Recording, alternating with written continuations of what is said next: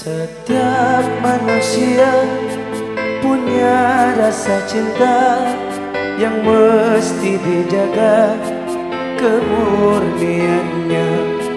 Namun ada kala insan tak berdaya saat dusta mampir bertahta.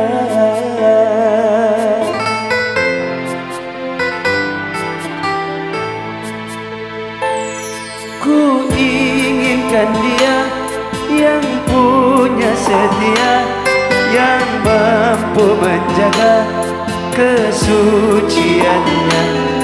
Saat ku tak ada, ku jauh darinya, amanah pun jadi penjaganya. Hatimu tempat berlindungku dari kejahatan syahwatku. Tuhanku merestui itu, dijadikan engkau istriku. Engkaulah bidadari surgaku.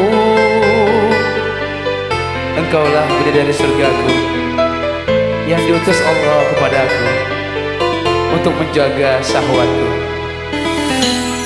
Tiada yang memahami segala kekuranganku kecuali kamu, bidadariku.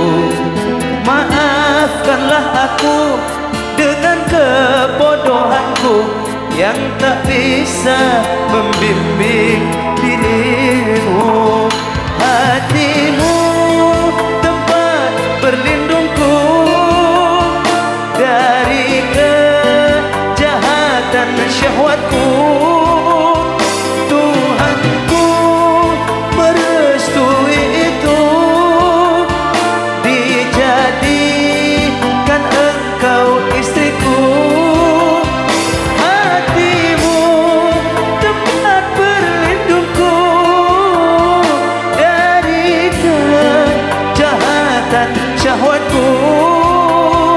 Tuhanku merestui itu, dijadikan engkau istriku.